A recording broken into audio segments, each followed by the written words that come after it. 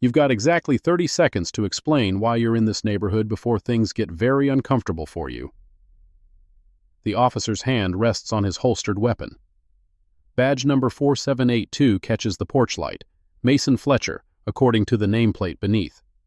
His partner stands 3 feet behind, blocking the only path to the sidewalk. I live here. The woman's voice carries no tremor, no rush. She holds a watering can, tilting it toward the jasmine climbing her porch railing. 4782 Oak Ridge Drive. Would you like to see my lease? Fletcher steps closer, boot heel grinding against the painted wood. What I'd like is for you to stop playing games. We got a call about suspicious activity. Breaking and entering. Into my own home? Water continues to flow from the can, steady as her breathing. Each drop hits the soil in measured intervals. The jasmine needs exactly 12 ounces. She's counted to 8. His partner, shorter but wider through the shoulders, moves to flank her left side. The porch narrows here where the railing meets the house. No accident in their positioning. Look, we can do this easy or hard. Just show us some ID, prove you belong here, and we'll be on our way. She sets the watering can on the small glass table. Precise, centered, the kind of placement that suggests someone who arranges everything just so. Officers, Florida Statute 810.09 requires that you first request someone leave a property before claiming criminal trespass. You haven't asked me to leave, you've asked me to explain my presence at my own residence. Like what you're hearing? Hit that subscribe button. This story's about to flip everything you thought you knew about power. Fletcher's jaw tightens. Behind him, a small crowd gathers on the sidewalk. The woman from 2 houses down, white cardigan despite the evening heat, whispers something to her husband. Their German shepherd strains against its leash, sensing tension. Ma'am, step away from the door. Fletcher's tone sharpens. Now. On what grounds? I'm giving you a lawful order. Based on what reasonable suspicion of criminal activity? Standing on my own porch? Watering my own plants? She doesn't move, doesn't even shift her weight. The kind of stillness that comes from training, not fear. I'll need you to articulate your probable cause. Fletcher's partner, Nash, his badge reads, laughs. It's an ugly sound. Listen to this one. Probably watched some YouTube videos, thinks she's a lawyer. Corporal Ryan Nash, badge 2391, she says quietly, eyes tracking to his chest.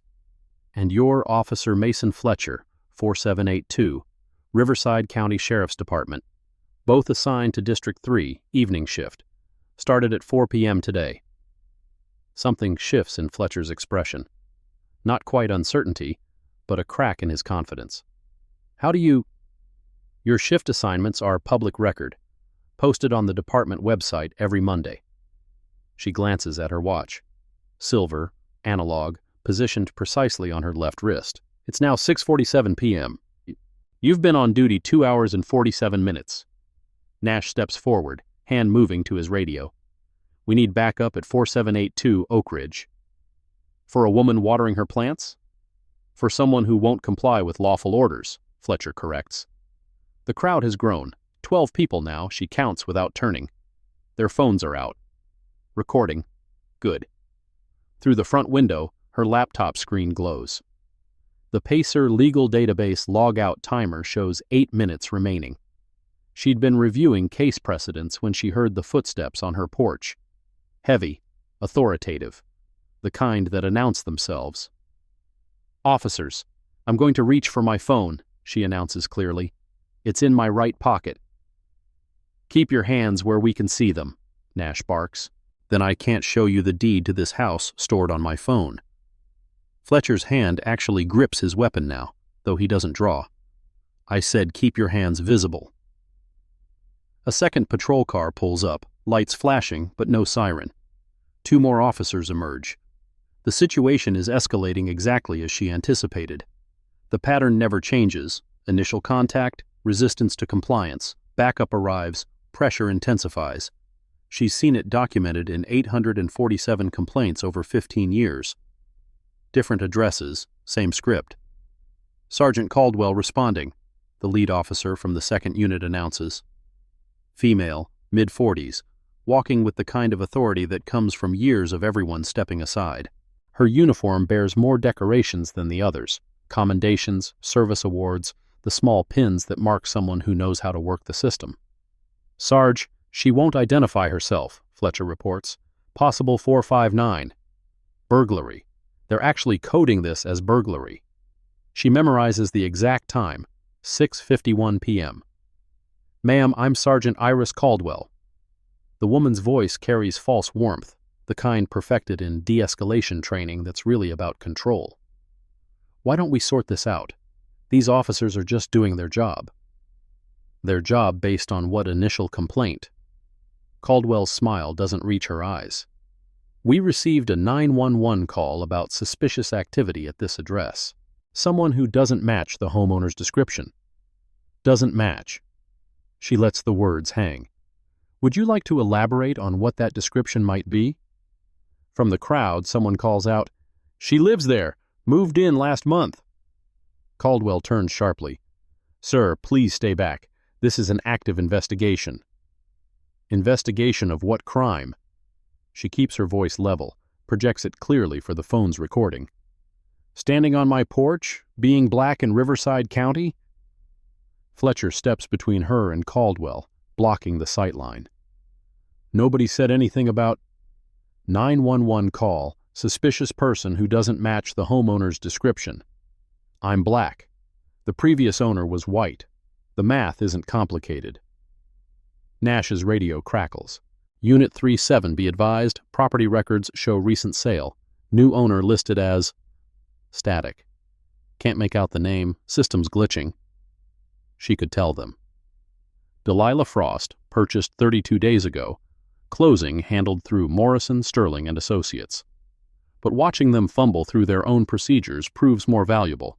Every second recorded, every procedural violation documented. Check again, Caldwell orders into her own radio.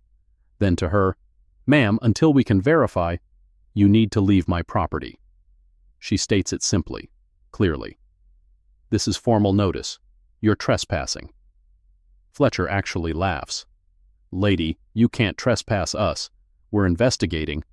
Investigating requires reasonable suspicion of criminal activity. You've articulated none. I've now formally requested you leave my property. Continued presence constitutes trespass under the same statute you cited earlier. She's right. Everyone turns. The voice comes from the back of the crowd, an older black man in a Marine Corps cap. That's her house.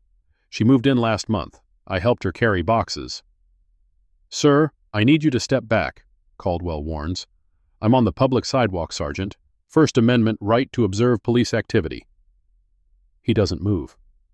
And I'm retired Captain Edward Williams, Riverside County Sheriff's Department, 28 years. The dynamic shifts like a tide changing. Caldwell's hand moves to her radio again, but she doesn't key it. Fletcher and Nash exchange glances. Captain Williams, Caldwell says carefully. This is an active, I heard, 911 call about suspicious activity. Williams' voice carries the weight of someone who's seen these scenes play out too many times. What suspicious activity exactly? We can't discuss. Public record once the call's logged. So what was it? Walking while black? Existing while black? Watering plants while black? More neighbors join the crowd. 23 people now. The woman in the white cardigan has disappeared, probably the original caller retreating now that the scene's drawn attention. Officers, Delilah says, though they still don't know her name. You have two choices. Leave now, or I file a formal complaint that goes straight to Internal Affairs, the Attorney General's office, and the Department of Justice Civil Rights Division. Nash scoffs. You threatening us? I'm informing you of the legal remedies available when law enforcement violates 18 U.S. Code Section 242, deprivation of rights under color of law. Even Caldwell pauses at that. Most people who quote statutes get them wrong, pull numbers from TV shows or internet forums. But 18 U.S.C. Section 242 is specific, real, and carries federal penalties. How about we all calm down, Caldwell suggests, but her tone has shifted. Less commander, more negotiator. Ma'am, If you could just show us some ID, after you show me the warrant, or the affidavit for the 911 call, or any documentation of reasonable suspicion beyond my race. Nobody's making this about race, Fletcher insists, but his protest sounds hollow even to him. From the crowd, phones capture every word. Someone's live streaming. She can see the Facebook interface on their screen. The comments scroll rapidly. This will be viral within hours. 17 minutes, she notes, checking her watch again. You've been on my property 17 minutes without articulating a single legitimate reason. We don't need to articulate, Nash starts. Actually, you do. Terry versus Ohio, 1968. Officers must be able to articulate specific facts that led to reasonable suspicion. Caldwell's eyes narrow. You seem very familiar with criminal procedure. I'm familiar with my rights. Another patrol car arrives. Then another. 5 units now for one woman watering plants. The show of force would be laughable if it weren't so predictable. Detective Connor Blake emerges from the 4th car, his suit wrinkled like he'd been called from home. He surveys the scene, the crowd, the phones, the officers, and finally her. What do we have here, Sergeant? Uncooperative subject refusing to identify herself at a location where suspicious activity was reported. Blake approaches slowly, hands visible, projecting calm authority. She recognizes the technique. Establish yourself as the reasonable one, the problem solver. Build rapport, lower defenses, extract information. Ma'am, I'm Detective Blake. Seems like there's been some confusion here. No confusion, Detective. Your officers are trespassing on my property after I formally requested they leave. He smiles. Practiced. Professional. Well, how about we clear this up quickly? You show us some ID proving you live here, we apologize for the inconvenience, and everyone goes home happy. How about you get a warrant? We don't need a warrant to stand on my property after I've revoked consent? Yes, actually you do. She pulls her phone from her pocket slowly, making sure every movement is visible. I'm now recording this interaction for my own protection. Ma'am, put the phone down, Fletcher orders. First Amendment right to record police in public performance of their duties. Are you now claiming my own porch isn't public? Blake raises a hand toward Fletcher. Stand down. Nobody's saying you can't record. We just want to resolve this peacefully. Then leave. That's the peaceful resolution. After you show us ID. After you show me a warrant. They've reached the inevitable impasse. 5 patrol cars, 7 officers, 1 detective, and a growing crowd of witnesses. All because someone saw a black woman in a neighborhood where they thought she didn't belong. Her laptop screen through the window has gone dark. Pacer logged out. But her security system is still running, 6 cameras capturing everything from multiple angles, uploading directly to the cloud. Even if they try to delete footage later, copies already exist. Detective Blake, she says clearly, are you detaining me? We're conducting an investigation. Am I free to go inside my home? Not until, then you're detaining me. On what grounds? Blake's patience visibly strains. Ma'am, you're making this unnecessarily difficult. I'm exercising my constitutional rights. If that's difficult for you, perhaps you're in the wrong profession. Someone in the crowd actually applauds. Caldwell spins toward the sound, but there are too many people to identify the source. Everyone needs to disperse, Caldwell announces. This is an active scene. Public sidewalk, Captain Williams repeats. They have every right to observe. Ed, Caldwell's voice drops, attempting familiarity. You know how this works. Don't make it harder. Harder for who, Iris? The citizen on her own property, or the officers who can't articulate why they're here? Chief Samuel Norbert's SUV pulls up, its arrival marked by the immediate straightening of every officer's spine. He emerges slowly, surveying the scene like a general examining a battlefield. His presence means someone made a call up the chain. This is no longer a routine stop. Sergeant Caldwell, report. She approaches him, speaking too low for the crowd to hear. But body language tells the story, gesturing toward the house, the crowd, Captain Williams, the phone's recording. Norbert's expression darkens with each point. Finally, he approaches. "Ma'am, I'm Chief Norbert. I understand there's been some confusion about your residence here." "No confusion, Chief. I live here. Your officers don't believe me." "Well, how about we clear that up right now? Show us some ID, prove you live here, and we can all move on." She meets his gaze steadily. "Chief, what specific articulable facts led your officers to suspect I was engaged in criminal activity?" "We received a call about suspicious activity. What activity specifically?" Norbert's jaw tightens. He's not used to being questioned, especially not in front of subordinates and civilians. "Ma'am, we're going to resolve this one way or another. The easy way is you cooperate. The hard way is you violate my Fourth Amendment rights in front of 37 witnesses and dozens of recording devices." She doesn't raise her voice, doesn't need to. "Chief, every second you remain on my property without a warrant after I've revoked consent is another second of federal civil rights violation. 18 U.S.C. Section 242, punishable by up to 10 years in federal prison." "Are you threatening me?" "I'm informing you of federal law." The crowd has grown to nearly 50 people.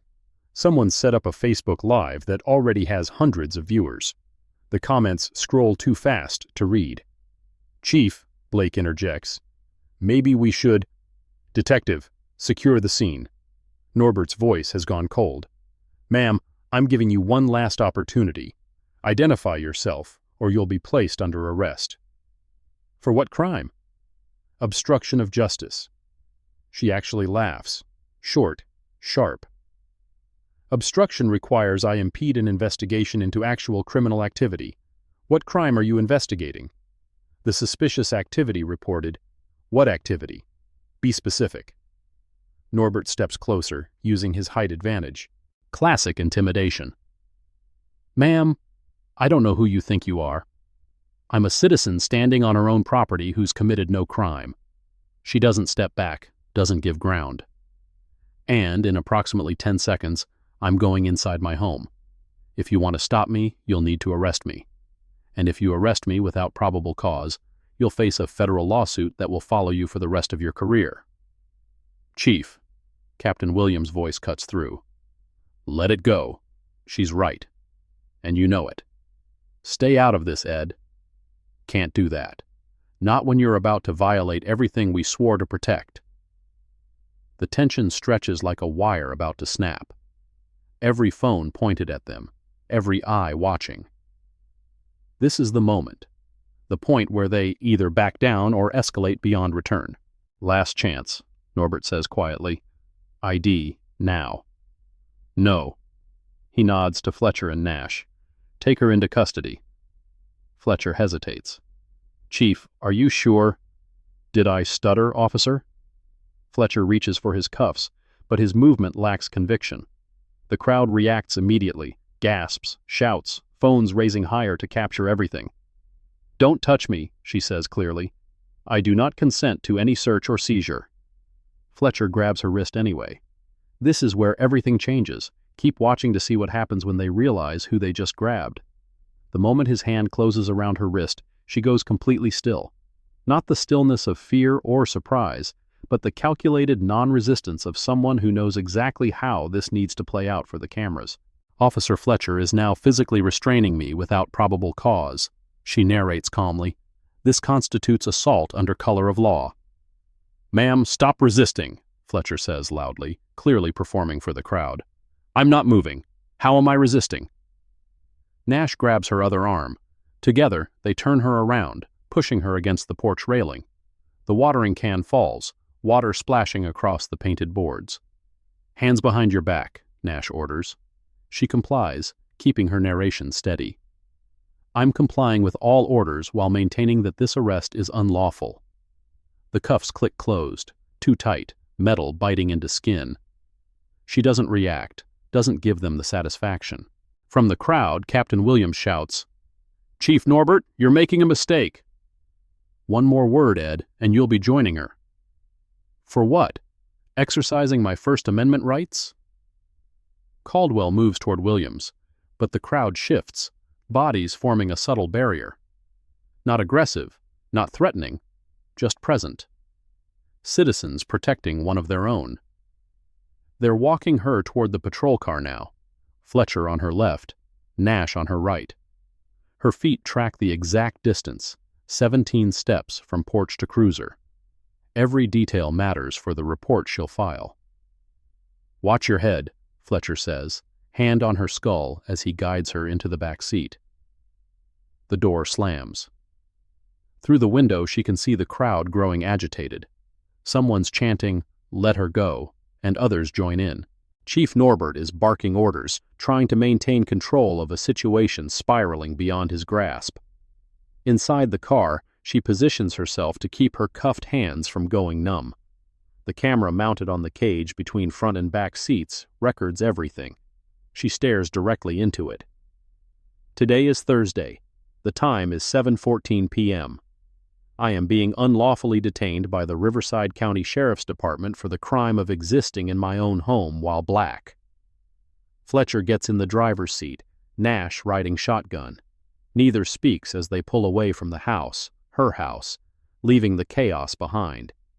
Through the rear window she watches her home recede. The laptop inside has locked itself, but the security system continues recording. 6 cameras, multiple angles, all uploading to a server they'll never find. "Where are you taking me?" she asks. "Downtown station," Fletcher replies curtly. "On what charges?" "Obstruction, resisting arrest, failure to identify." "I wasn't required to identify without reasonable suspicion of a crime.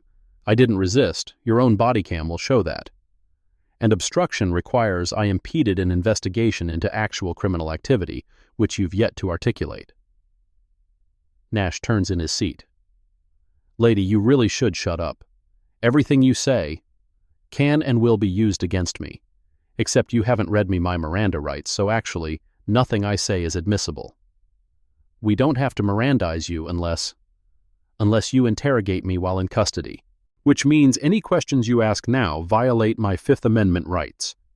She shifts, finding a more comfortable position despite the cuffs. "Would you like me to continue explaining the laws you're breaking, or would you prefer to figure it out when the federal lawsuit lands?" Fletcher's hands tighten on the wheel. In the rearview mirror, she can see his jaw working.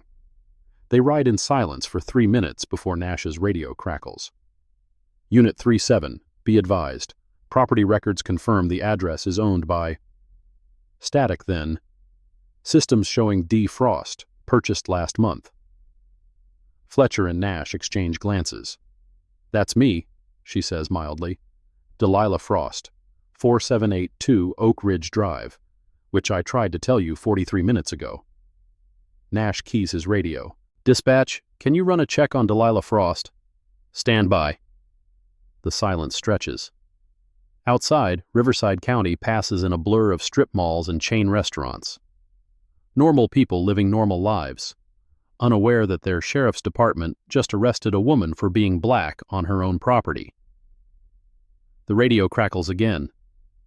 "Unit 37, records show Delilah Frost, age 38, no warrants, no criminal history. Licensed attorney with the Florida bar." Fletcher actually flinches. Nash turns fully in his seat to stare at her. "You're a lawyer?" "Among other things." "Why didn't you say..." "I wasn't required to. And it shouldn't matter. Every citizen has the same rights, lawyer or not." Nash faces forward again, muttering something under his breath that the camera probably catches, but she doesn't quite hear. They're approaching the station now, a squat concrete building that manages to look oppressive even in the evening light. Fletcher pulls into the sally port, the garage door closing behind them with finality. "Look," he says, not turning around. "Maybe we can work this out. You're a lawyer, you know how these things go. Misunderstandings happen." "Misunderstandings." She lets the word hang. "Is that what we're calling it?" "You could have just shown ID." "I could have, but I wasn't required to. And your assumption that I didn't belong there wasn't a misunderstanding. It was bias." The Sallyport door opens. Detective Blake stands there, expression unreadable. Behind him, she can see Caldwell on her phone, pacing. Blake opens her door. "Ms. Frost, I think we need to talk. I won't be answering any questions without my attorney present." "You are an attorney." "And any attorney who represents herself has a fool for a client. I want my phone call." Blake helps her out of the car, more gently than Fletcher had put her in. The shift in treatment is almost laughable. Now that they know she's a lawyer, suddenly she's Ms. Frost instead of ma'am or lady. Inside, the booking area buzzes with activity. 2 DUIs being processed, a domestic dispute in holding, the usual Thursday night parade of human mistakes. But everyone stops when they enter. Word has already spread. The clusterfuck at Oak Ridge made the news. "Take the cuffs off," Blake tells Fletcher. Fletcher fumbles with the key, and the cuffs spring open. Her wrists bear red marks, perfectly positioned for photographs later. "Ms. Frost," Blake starts, "I want to apologize." "Save it for the deposition." Caldwell approaches, phone still in hand. "Ms. Frost, surely we can discuss this reasonably." "Reasonably? Like the reasonable suspicion you didn't have? The reasonable, articulable facts you couldn't provide? Or the reasonable force used to arrest me on my own property?" A door opens at the far end of the booking area. Chief Norbert emerges from his office, face composed into what he probably thinks looks conciliatory. "Ms. Frost, why don't we speak privately?" "About what? The federal lawsuit I'll be filing? The DOJ complaint? Or the media interviews I'll be giving from my illegally searched home?" Norbert's composure cracks slightly. "No one searched." "Really? So no one entered my property without a warrant? No one looked through my windows? No one ran my plates without probable cause?" Each question lands like a precisely aimed arrow. She's building the case out loud, letting them hear exactly how it will sound in court. "Phone call," she repeats. "Now." They lead her to a bank of phones along the wall. She dials from memory, not her law firm, not even a criminal attorney. She calls a number that goes straight to voicemail, knowing full well who will check it within minutes. "This is Delilah Frost," she says clearly, aware that everyone is listening. "Thursday, 7:38 p.m. I've been unlawfully arrested at my home, 4782 Oak Ridge Drive, Riverside County. Federal civil rights violations under 18 U.S.C. 242 and 42 U.S.C. 1983. I need you to initiate protocols immediately." She hangs up. The booking officers exchange nervous glances. Protocols could mean anything. Media contacts, federal investigators, civil rights organizations. Let them wonder. "I need to book her," the intake officer says reluctantly. "For what?" Blake asks, and the frustration in his voice is evident. "She's right. We don't have charges that will stick." "Chief's orders," the officer replies. So they go through the motions. Fingerprints. She presses each finger carefully, ensuring clean prints that will make beautiful exhibits. Photographs. She doesn't smile, doesn't frown, maintains the neutral expression of someone documenting evidence. Personal belongings, the officer requests.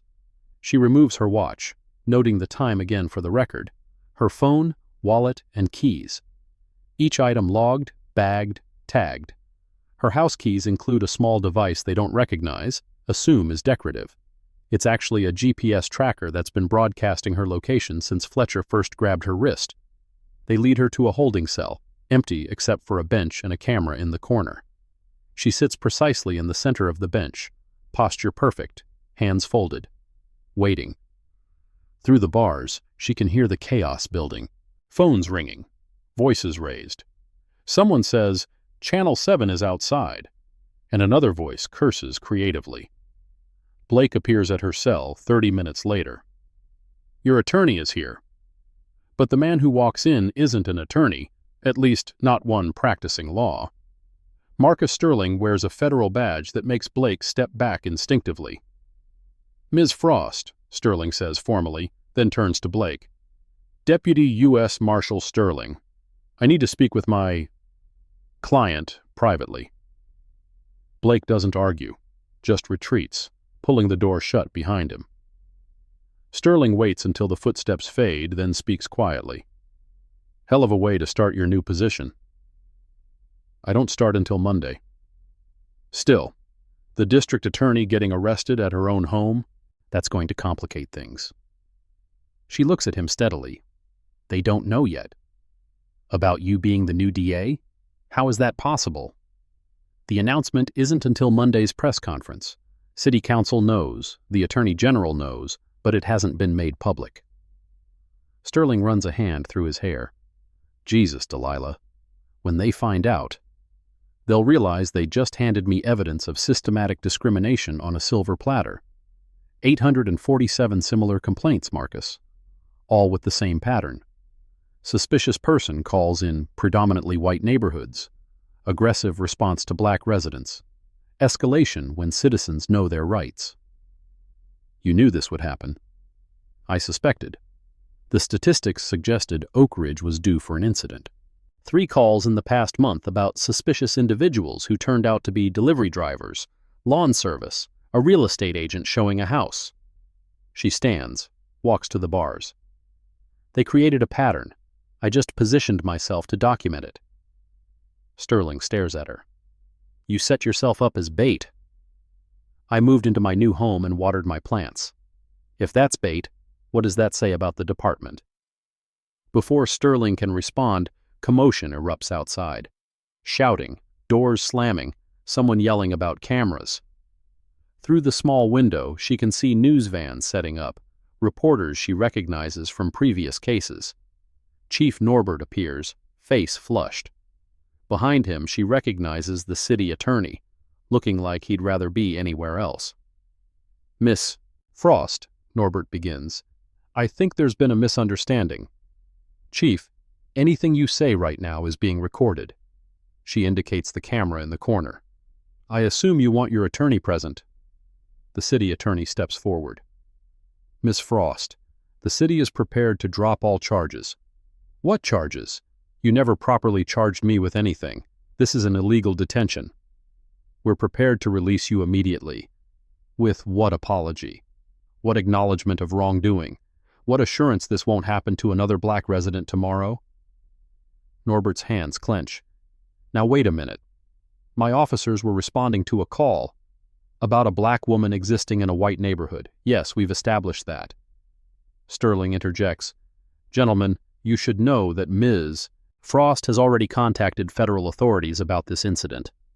The city attorney goes pale. Federal? For a simple misunderstanding? Deprivation of rights under color of law is a federal crime, she says evenly, as is conspiracy to violate civil rights. Every officer who participated, every supervisor who approved it, every official who tries to cover it up. No one's covering up anything, Norbert protests. Really? So the body cam footage from all 8 officers is preserved and available? Silence. Then the city attorney says carefully, There may have been some technical issues. How convenient. Good thing my security system recorded everything from multiple angles. All uploaded to the cloud before your officers put me in handcuffs. Norbert turns on Sterling. Turns on Siwa. You're a federal marshal. You can't be her attorney. I'm here in my personal capacity. Ms. Frost and I have known each other for years. Sterling's tone suggests there's more to that story. And you should know, she's scheduled to meet with the Attorney General tomorrow. About what? The city attorney asks, though his expression suggests he already knows. Pattern and practice investigation into the Riverside County Sheriff's Department, she replies, though that meeting was supposed to be about historical complaints. Tonight's incident will certainly add contemporary context. Through the window, she can see more vehicles arriving. FBI plates, Department of Justice logos. Someone very high up has made phone calls. Release her, the city attorney tells Norbert. Now. But, now, Chief. The cell door opens. She steps out, moving with the same measured calm she's maintained throughout. No triumph in her expression, no anger, just determination. They return her belongings quickly, eager to get her out before more federal agents arrive. Her phone shows 47 missed calls, hundreds of texts. The video from Oak Ridge has gone viral, 3 million views and climbing. As she signs for her belongings, she turns to Chief Norbert.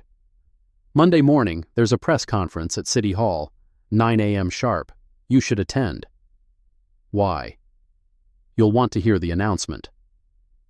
Outside, the media cluster surges forward. Cameras, microphones, shouted questions.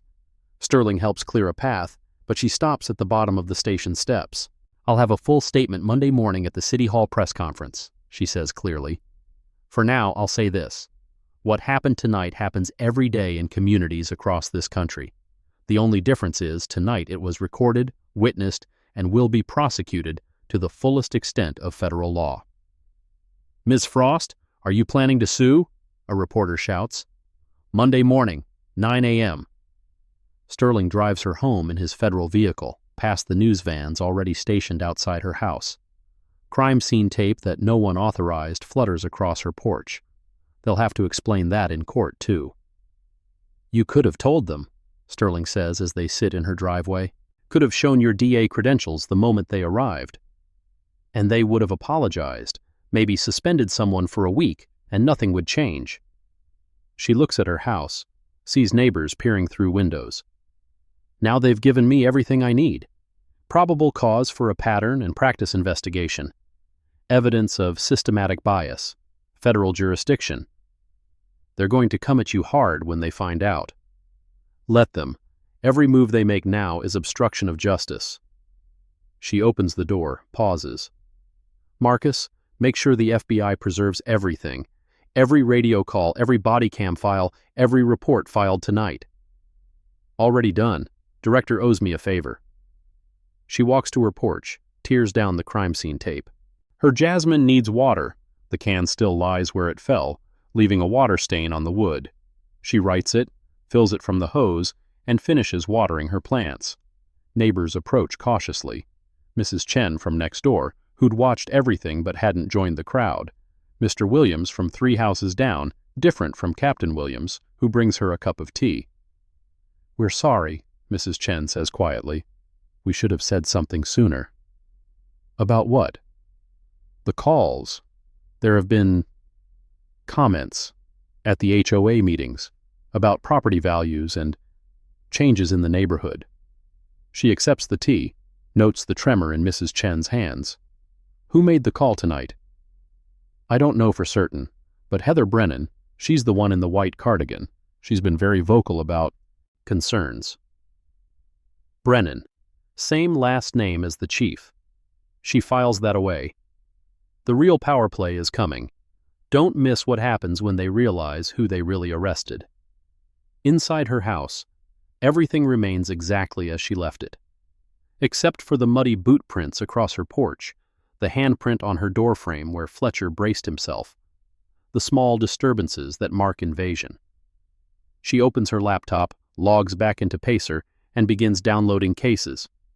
Not for Monday. Those briefs are already written. For what comes after. The systematic dismantling of a structure that's operated with impunity for 15 years. Her phone rings. The Attorney General. Delilah, I just saw the news. Good evening, Janet. Are you all right? I'm fine. We need to accelerate the timeline. The investigation? Everything. The announcement, the federal filing, the consent decree negotiations. They showed their hand tonight. Delilah, you know once they find out you're the DA, they'll realize they can't intimidate me, can't buy me off, can't make this go away quietly. She pulls up the complaint database, 847 cases spanning 15 years. Janet, I need you to authorize a full pattern and practice investigation, tonight. That's aggressive. They arrested me in my own home for being black. How much more aggressive do we need to be? Silence. Then, I'll call the director. We'll have a team there by morning. After she hangs up, she sits in her dark kitchen, tea cooling in her hands. Through the window, she can see the news vans, the curious neighbors, the patrol car that's parked across the street. Watching.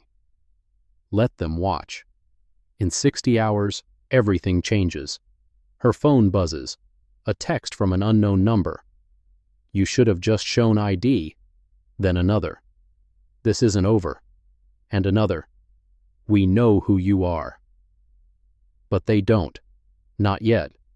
They think she's just another uppity black woman who knows her rights, the kind they've dealt with before, the kind they usually break through pressure, through harassment, through the weight of a system designed to exhaust resistance. They have no idea what's coming. She screenshots each message, forwards them to Sterling with a note. Evidence of intimidation. Preserve for federal prosecution.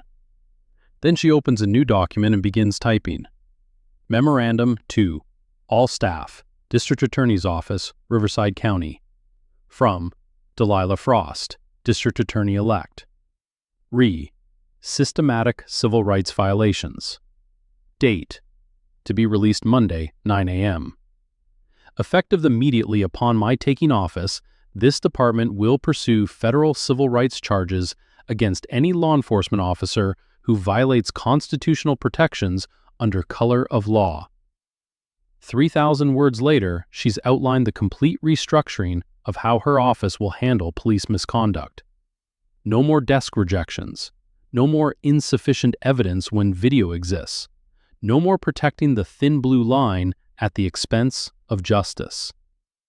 Saturday passes in preparation. Sunday in final reviews. By Monday morning, she's ready. City Hall's press room is packed beyond capacity. Every major outlet, local and national. Chief Norbert sits in the front row, flanked by his command staff, confident this is about damage control for Thursday's misunderstanding. The mayor takes the podium first, his discomfort obvious. Thank you all for coming. As you know, the City Council has spent months searching for our new district attorney following the retirement of D.A. Morrison. We sought someone with impeccable credentials, unimpeachable integrity, and the courage to tackle difficult issues. Norbert looks bored, checking his phone. Fletcher and Nash stand at the back, in uniform, trying to look professional for the cameras. It is my privilege to introduce Riverside County's new district attorney, Ms. Delilah Frost. The silence that follows is absolute. She walks to the podium with the same measured pace she used Thursday night. Same calm, same determination. But now she wears a perfectly tailored suit and the authority of office. Norbert's face cycles through confusion, recognition, horror. Fletcher actually steps backward, hitting the wall. Nash's hand moves instinctively to his weapon, then drops. "Good morning," she begins, voice carrying clearly. 43 hours ago, I was arrested in my own home by officers of the Riverside County Sheriff's Department. The alleged crime? Being black in a predominantly white neighborhood. Cameras swing between her and Norbert, capturing his transformation from confusion to rage to fear. The officers involved, she names them, each one, badge numbers included, violated multiple federal statutes, including 18 U.S. Code Section 242, deprivation of rights under color of law. The city attorney is frantically texting, probably trying to reach outside counsel. Too late. Effective immediately, my office will pursue federal civil rights charges against all officers involved. Additionally, the Department of Justice has agreed to open a pattern and practice investigation into systematic discrimination by the Riverside County Sheriff's Department. She lets that sink in, watches the reporters scrambling to process the implications. 847 complaints of similar violations have been filed over the past 15 years, each one dismissed, ignored, or buried. That ends today. Chief Norbert stands abruptly, his chair scraping loudly. This is retaliation. Chief Norbert, you're welcome to speak at your own press conference. This is mine. She doesn't even look at him, keeps her eyes on the cameras. As I was saying, the pattern of discrimination is clear, documented, and will be prosecuted. From the back, Fletcher shouts, "You set us up." Now she does look at him. "Officer Fletcher, I moved into my home and watered my plants. If that constitutes a setup, you've just confessed to profiling." The room erupts. Reporters shouting questions, Norbert pushing toward the exit, his officers following. But federal agents block the doors. Not arresting, just observing, making sure everyone knows they're watching. Furthermore, she continues, raising her voice slightly, I'm announcing the creation of a civil rights division within the DA's office, specifically tasked with prosecuting law enforcement misconduct. We will work directly with federal authorities to ensure that no citizen of Riverside County is subjected to discrimination under color of law. A reporter shouts, "Ms. Frost, weren't you obligated to identify yourself as the DA?" I wasn't the DA on Thursday. I was a private citizen in my own home. The fact that my title would have changed their behavior is exactly the problem. Justice shouldn't depend on who you are. Will you be filing a civil suit? My personal remedies are secondary to systematic reform. However, any settlement will be used to fund civil rights advocacy and police accountability measures. Chief Norbert, do you have a response? Norbert turns at the door, his face dark with rage. This is a witch hunt. My officers did their job. Your officers violated federal law, she interrupts, and the evidence will prove it. He storms out, his entourage following, but she notes who stays. Several officers, including Captain Williams, who nods at her from the back of the room. After the conference, in her new office, the one she should have entered quietly this morning, she finds a package on her desk. No return address. Inside, a flash drive. She plugs it into a secure laptop, finds dozens of files. Body cam footage the department claimed was corrupted. Radio transmissions that were supposedly deleted. Reports that were never filed. A note attached. Not all of us agree with them. Clean house. A friend. She calls Sterling. I need a federal forensics team. We just got our smoking gun. The footage is damning, not just from Thursday, but from dozens of incidents. Officers laughing about teaching them a lesson. Supervisors instructing subordinates to lose footage. Chief Norbert himself saying at a staff meeting, I don't care if they know their rights. Make them afraid to use them. By noon, 3 officers have resigned. By evening, 2 more are in federal custody. But the real victory comes in the small moments. Mrs. Chen brings her cookies, homemade, an apology, and welcome combined. The teenager from down the street asks if she needs help with her garden. Captain Williams stops by to say 23 officers have requested transfers to her new accountability program. Change doesn't happen overnight, but it starts with one person standing on their porch, refusing to move. That night, she waters her jasmine again. No police arrive. No suspicious person calls. Just a black woman in her own home, tending her garden, holding 847 stories of injustice that will finally see light. Her phone rings. Unknown number. Ms. Frost, this is former Officer Fletcher. I want to make a deal. She listens to him stumble through his offer, testimony against others in exchange for leniency. The blue wall cracking, brick by brick. Come to my office tomorrow, Mr. Fletcher. Bring your attorney, and bring everything, every recording, every report, every piece of evidence you've been hiding. How did you know? Because you're not the first to call tonight, and you won't be the last. She hangs up, makes a note in her case file. Fletcher, Nash, 2 others ready to flip. The middle ranks crumbling while leadership scrambles for lawyers. Monday becomes Tuesday, becomes a week of revelations. The FBI finds a shadow database of problem citizens, all minorities who filed complaints.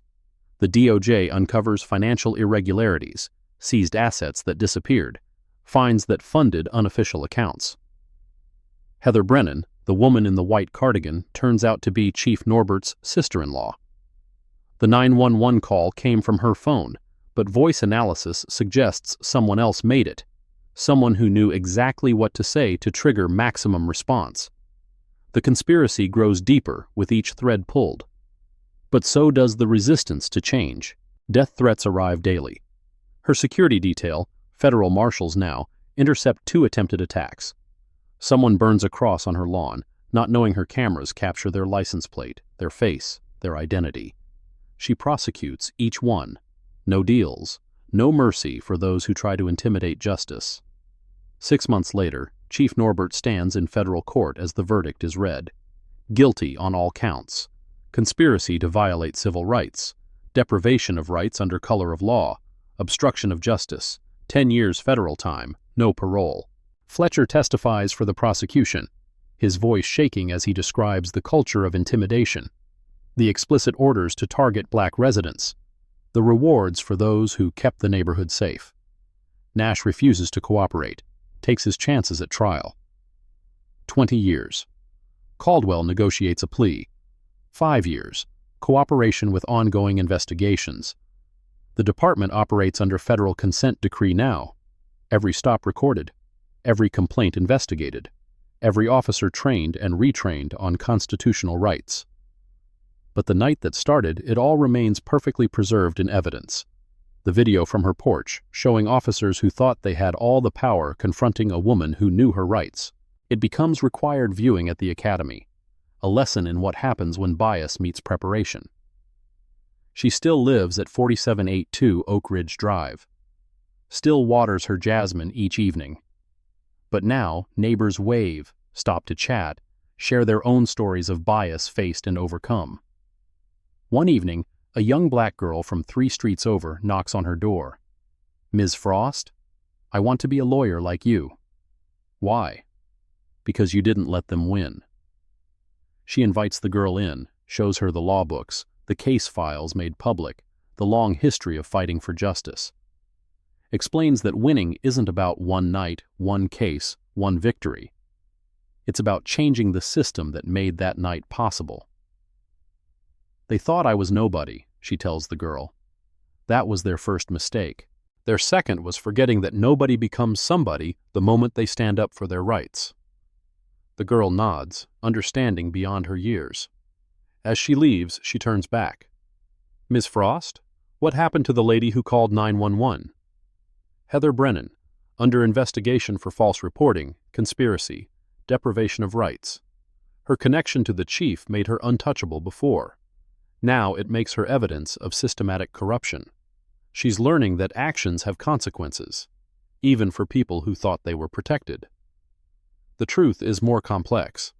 Heather fled the state, but federal warrants don't respect state lines. She'll be arrested eventually, tried for her role in what the media now calls the Oak Ridge conspiracy. But that's a story for another day. Tonight she waters her plants, reviews tomorrow's cases, prepares for the long fight ahead. Because 847 complaints were just the beginning. The real number is in the thousands, hidden in dismissed charges, buried reports, silenced voices. Each one deserves justice. And now, finally, someone in power is listening. Her phone buzzes. Another unknown number. But this time, the message is different. "Thank you. You gave me the courage to file my complaint. A survivor." She screenshots it, adds it to a different file. Not evidence of crimes, but evidence of change. The file grows daily. Citizens finding their voices, officers breaking the code of silence, a community learning that justice delayed doesn't have to mean justice denied. Tomorrow, she'll announce the next phase. Civilian oversight with real power, automatic federal review of all police shootings, mandatory liability insurance for officers that comes from their pensions, not taxpayer funds. They'll fight her, of course. The union, the old guard, the system that profits from injustice. But she has something they don't. The moral authority of someone who stood on her porch and refused to bow to badges and bias, and the federal government backing her every move. The doorbell rings. Sterling stands there with takeout and case files. "Thought you might want to review the latest before tomorrow's hearing." They spread documents across her kitchen table, more officers ready to cooperate, more evidence of systematic discrimination, more proof that what happened to her was policy, not exception. "You know they're planning something," Sterling warns. "The unions hired serious lawyers." "Good. The better the lawyers, the more detailed the record when we win." He laughs, but it's tired. They've been fighting this battle for 6 months, and it will take years more to finish. "Do you ever regret not just showing your ID that night?" She considers the question, looking out at her garden, her street, her community. Every person who gets stopped, questioned, detained, arrested for existing while black, they don't have a DA badge to flash. They just have their rights. If I'd shown my ID, I'd have been saying those rights matter less than convenience. And the death threats? The attacks? The price of change. Worth paying if it means the next black family that moves to Oak Ridge can water their plants in peace. They work until midnight, building cases that will reshape law enforcement for a generation. Outside, Riverside County sleeps, unaware that in a house on Oak Ridge Drive, justice is being assembled one document at a time. She thinks about that first moment, Fletcher's hand on his weapon, the assumption of guilt, the certainty that she didn't belong. How many face that moment without witnesses, without cameras, without the knowledge to protect themselves? Too many. But fewer tomorrow than today, and fewer next year than tomorrow. That's how change happens. One arrest that goes wrong, one person who refuses to break, one system forced to confront its own reflection. The jasmine blooms outside her window, thriving despite the trauma of that night, or perhaps because of it. Plants, like people, grow stronger when they survive the storm. Her laptop shows 2:47 a.m. when she finally closes the last file. Tomorrow brings more battles. A hearing on the consent decree, a deposition from another officer ready to confess, a community meeting where she'll face both support and rage. But tonight, she won something worth more than any case. Proof that the system can be forced to change, that justice delayed can still be justice delivered, that sometimes the most powerful act of resistance is simply refusing to move. She makes one last note in her journal, the one that will become evidence if anything happens to her. They thought breaking me would silence the 847. Instead, they gave us all a voice. Every officer who participated, every supervisor who approved, every official who tried to cover it up, they're all part of the record now. The permanent, federal, publicly accessible record that will follow them forever. I was never just one woman on a porch. I was every person they'd ever stopped, harassed, intimidated, arrested for the crime of existing while black. And when they put me in handcuffs, they chained themselves to consequences they never saw coming. Monday morning, I was nobody to them. Monday night, I became their worst nightmare, someone with the power, knowledge, and will to hold them accountable. They should have just let me water my plants. The holding cell reeks of industrial disinfectant barely masking decades of desperation. Delilah sits precisely in the center of the metal bench, spine straight, hands folded. The camera in the corner records everything: her stillness, her silence, her complete lack of the panic they expect from someone facing federal charges. Through the bars, chaos builds. Phones ring incessantly. Officers rush past, voices raised in barely controlled panic. Someone mentions Channel 7. Another voice, Chief Norbert's, barks about containing the situation. The duty officer appears, keys jangling. "Your attorney's here." But the man who enters wears a federal badge that makes everyone step back. Deputy U.S. Marshal Marcus Sterling, 6'3" of barely contained authority. The duty officer retreats without being asked. "Hell of a way to start your new position." Sterling's voice carries just far enough for the camera to catch. "I don't start until Monday." The district attorney getting arrested at her own home? That's going to complicate things. She meets his gaze steadily. They don't know yet. The beauty of sealed appointments: the city council knows, the attorney general knows, but the public announcement waits until Monday's press conference. 3 days away. 3 days for them to dig themselves deeper. Sterling pulls out his phone, shows her the viral video.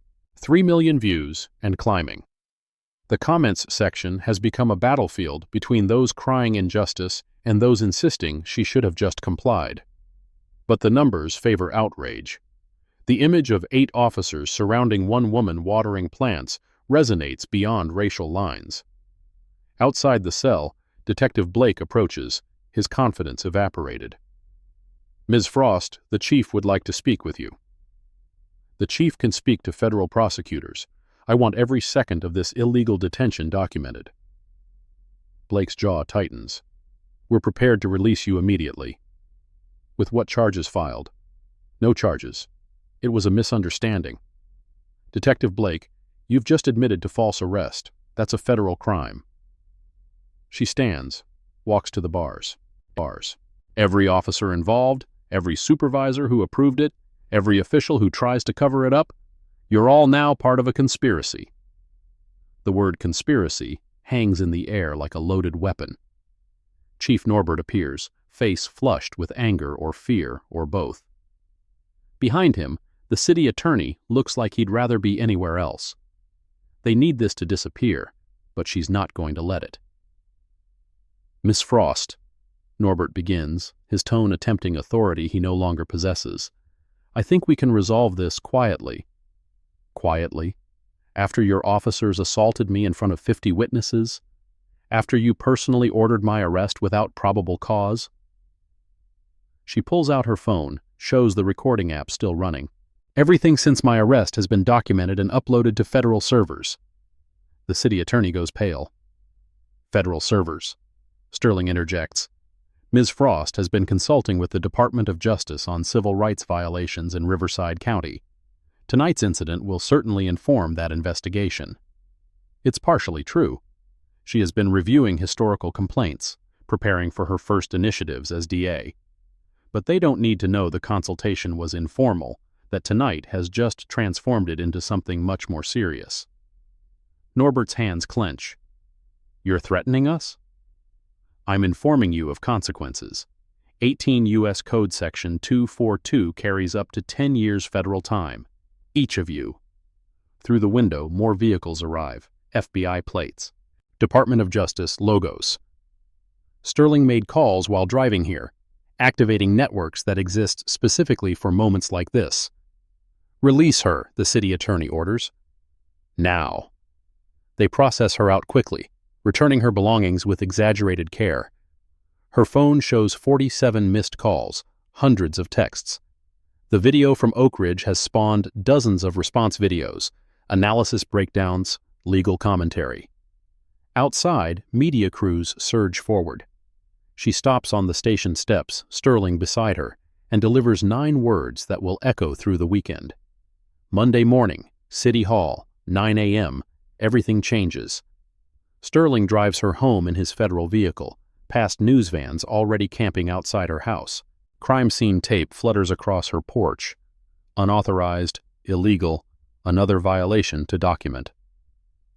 You could have told them, Sterling says as they sit in her driveway. Shown your DA credentials. And gotten an apology that changes nothing? No. They've given me everything I need. Probable cause for federal investigation, evidence of systematic bias, jurisdiction that transcends local corruption. She tears down the crime scene tape, each strand preserved for evidence. Inside, her laptop shows the security system worked perfectly. 6 cameras, multiple angles, all uploaded to encrypted cloud storage before they put her in cuffs. Her phone buzzes. Unknown number. You should have just shown ID. Then another. This isn't over. And another. We know who you are, but they don't. Not yet. They think she's just another black woman who knows her rights, someone they can intimidate into silence or departure. Monday will correct that assumption catastrophically. She forwards the threats to Sterling, then opens her laptop. The complaint database she's been building shows 847 similar incidents over 15 years. Different addresses, same pattern. Suspicious person calls in predominantly white neighborhoods. Aggressive response to black residents. Escalation when citizens assert rights. But tonight's incident has given her something more, personal standing to pursue federal charges. She begins drafting the memorandum that will reshape Riverside County. Memorandum to all staff, District Attorney's Office. From Delilah Frost, District Attorney, RE, Systematic Civil Rights Violations and Immediate Reforms. Date, Monday, 9:00 a.m. Effective immediately upon my taking office, this department will pursue federal civil rights charges against any law enforcement officer who violates constitutional protections under color of law. This includes, but is not limited to, false arrest, excessive force, evidence tampering, and discriminatory enforcement. The document grows to 3,000 words, outlining complete restructuring. No more desk rejections of police misconduct complaints. No more insufficient evidence when video exists. No more protecting the thin blue line at justice's expense. Saturday morning brings unexpected visitors. 3 officers, all black, stand on her porch in civilian clothes. She recognizes one. Captain Edward Williams, the retired officer who spoke up Thursday night. "Ms. Frost, we need to talk." She lets them in, serves coffee, listens as they describe decades of discrimination within the department. Passed over for promotions, assigned the worst shifts, disciplined for violations white officers committed without consequence. Officer Teresa Martinez, one of only 4 Latino officers in a department of 200, pulls out a flash drive. Recordings. Conversations where supervisors explicitly discuss keeping minorities out of certain neighborhoods. Officer James Thompson, whose nephew was beaten during a routine stop last year, adds another drive. Body cam footage they thought was deleted. I've been recovering it for 2 years. Captain Williams places a thick folder on her table. Complaint forms that never got filed, reports that were altered, evidence that disappeared. She reviews the material, each piece building a federal case that transcends Thursday night's incident. This isn't just about her arrest. It's about systematic criminality disguised as law enforcement. "Why now?" she asks. Williams looks at the others, then back at her. "Because Monday changes everything. We know who you are, what you're about to become, and we're tired of being silent." She copies the drives, photographs the documents, takes their sworn statements. Each officer risks their career, their pension, their safety, but they're done enabling a system that treats them as tokens while terrorizing their community. After they leave, she calls Janet Torres at the Attorney General's office. "We need to accelerate the timeline." "The federal investigation?" "Everything. The announcement, the pattern and practice probe, the consent decree. They've shown their hand, and I have inside witnesses. Delilah, once they know you're the DA, they'll realize they can't intimidate me, can't buy me off, can't make this disappear. Janet, I need full authorization, tonight." 4 hours later, authorization arrives. The Department of Justice is launching a comprehensive investigation into the Riverside County Sheriff's Department. FBI agents will arrive Monday morning, concurrent with her announcement. Sunday passes in preparation. She reviews every case, every precedent, every possible counter-argument. The opposition will claim vindictiveness, bias, personal vendetta. She needs the evidence to be overwhelming, undeniable, unsurvivable. Her phone rings constantly. Reporters seeking comments, community leaders offering support, anonymous threats promising consequences. She ignores them all, focused on Monday's revelation. That evening, Sterling arrives with a security detail. "Federal protection, at least through the announcement." "You think they'll try something?" "I think desperate people do desperate things. And after tomorrow, they'll be very desperate." Monday morning arrives gray and humid, the sky threatening storms that match the atmosphere inside City Hall. The press room exceeds capacity. Every major outlet, local and national, drawn by her cryptic promise that everything changes today. Chief Norbert sits front row center, flanked by his command staff. They expect damage control, maybe a civil lawsuit announcement. Fletcher and Nash stand against the back wall, in uniform, trying to project professional indifference. The mayor takes the podium first, his discomfort obvious. He knows what's coming but can't stop it. The appointment was confirmed weeks ago, the contract signed, the authority transferred. "Thank you all for coming. As you know, the City Council has spent months searching for our new district attorney following D.A. Morrison's retirement. We sought someone with impeccable credentials, unimpeachable integrity, and the courage to tackle difficult issues." Norbert checks his phone, looking bored. He hasn't connected the dots, hasn't realized why this announcement happens now, here, with everyone watching. "It is my privilege to introduce Riverside County's new district attorney, Ms. Delilah Frost." The silence is absolute. She walks to the podium with the same measured pace from Thursday night. Same calm, same determination. But now she wears the authority of office and the power of federal backing. Norbert's face cycles through confusion, recognition, horror. Fletcher actually staggers backward, hitting the wall. Nash's hand moves instinctively to his weapon, then drops as he realizes the futility. Good morning. 73 hours ago, I was arrested in my own home by officers of the Riverside County Sheriff's Department. The alleged crime?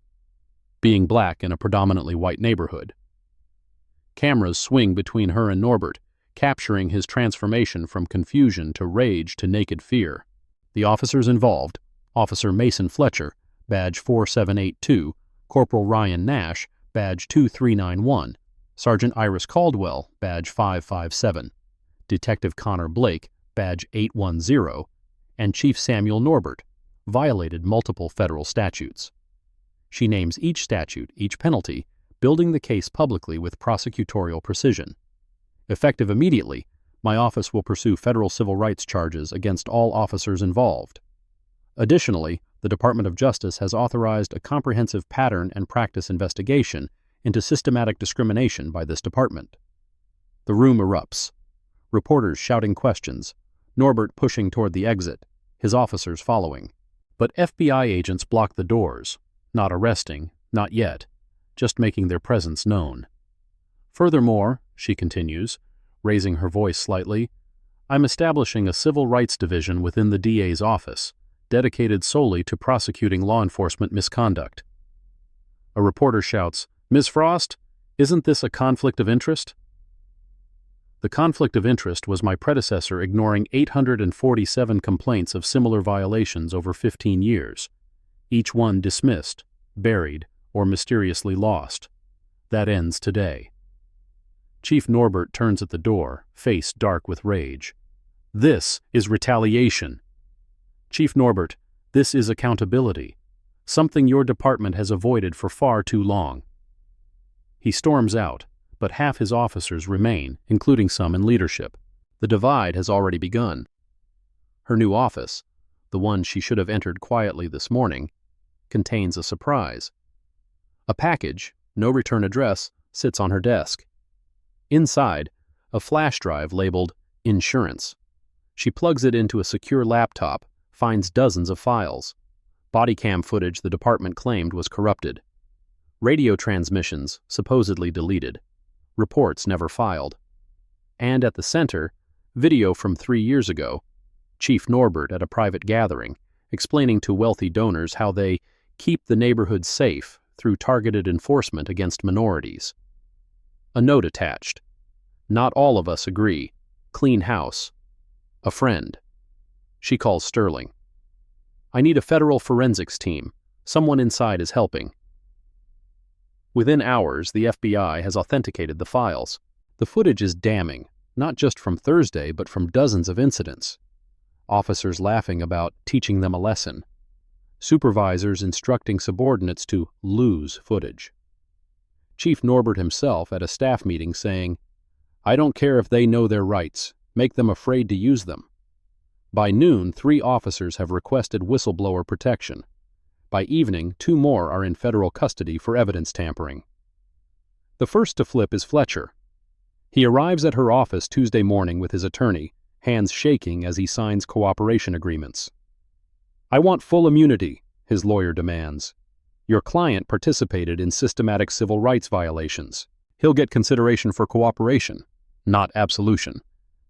Fletcher looks at her directly for the first time since Thursday. I have recordings, conversations where Chief Norbert explicitly ordered us to target black families, where he promised bonuses for driving them out. How many recordings? 40 hours worth. I started recording after... He pauses, swallows hard. After the Williams family. The Williams family. 3 years ago, their house burned down. 2 parents, 3 children, all dead. Ruled accidental, faulty wiring. But Fletcher's expression suggests otherwise. What about the Williams family? Fletcher's attorney intervenes. We need immunity guarantees before... Your client just implied knowledge of a murder. There's no immunity for that, Fletcher breaks. Sure. It wasn't supposed to happen. We were just supposed to scare them, make them want to leave. But the fire... Chief said it was unfortunate but effective. Said others would get the message. She records everything, Fletcher's confession becoming evidence of murder conspiracy. Within hours, the FBI has exhumed evidence from the Williams fire scene. New analysis finds accelerants that were missed or ignored in the original investigation. Wednesday brings Nash's surrender. Unlike Fletcher's nervous confession, Nash delivers his information with cold efficiency. He knows he's finished. Might as well burn it all down. There's a whole network, Nash tells FBI agents while she observes through one-way glass. Not just cops. Judges, city council, real estate developers. Names, Agent Patricia Wong demands. Judge Harold Brennan, Chief Norbert's brother. He dismisses our cases, seals records. Councilman James Whitmore. He zones properties to force sales. There's someone in the DA's office, too. Assistant DA Crawford. The conspiracy expands with each revelation. Nash provides bank records, text messages, meeting recordings. A systematic enterprise using law enforcement to manipulate property values for profit. How long? Wong asks. 15 years, maybe more. Started small, just hassling people the chief didn't like. Then the money people got involved saw an opportunity. What opportunity? Turn Riverside County white again. They call it community restoration. She texts her team. Pull everything Crawford touched. Every case, every decision, every dismissal. By end of day, they've identified 200 cases Crawford tanked, all involving minorities arrested by Norbert's crew. The pattern is undeniable. Thursday, exactly 1 week since her arrest. Federal agents execute simultaneous raids at dawn. Chief Norbert at his lake house, supposedly on administrative leave, but actually shredding documents. Judge Brennan at his mansion, still in silk pajamas when they cuff him. Councilman Whitmore at the airport, attempting to board a flight to Costa Rica. Crawford they find in her office, now truly hers, trying to delete files from a computer he doesn't know she's already mirrored. Michael Crawford, Agent Wong announces, you're under arrest for conspiracy to violate civil rights, obstruction of justice, and theft of honest services. As they lead him out, Crawford speaks just loud enough for her to hear. You don't understand what you've done. This goes deeper than you know. Then you'd better start talking. He does, eventually. In exchange for consideration, Crawford reveals the final piece, a development company planning to transform Riverside County into a premium community. Foreign investors, shell companies, the kind of money that makes people disappear. They were promised a cleared neighborhood, Crawford explains during his deposition. No minorities, no working class, no one who'd object to restrictive covenants. Promised by whom? Senator Richard Blackwood. Even she pauses at that. A sitting U.S. senator involved in racial cleansing for profit. Sterling immediately contacts Washington. Within hours, the FBI's Public Corruption Unit takes over that thread. The preliminary hearings begin in September. Federal District Court, Judge Patricia Mills presiding, brought from another circuit to avoid conflicts. The courtroom is packed every day, the gallery divided between supporters and detractors. She presents the case methodically. Witness after witness, document after document, video after video. The defense tries to paint her as biased, vengeful, but the evidence speaks louder than their objections. Officer Teresa Martinez testifies about being threatened when she tried to report misconduct. Chief Norbert told me directly, you can be part of the solution or part of the problem. Problems don't last long here. Mr. Chen, the software engineer arrested on false drug charges, explains how his life was destroyed. I lost my security clearance, my job, my house. The charges were dropped, but the damage was done. Mrs. Washington, elderly and dignified, describes watching her son arrested in front of his children.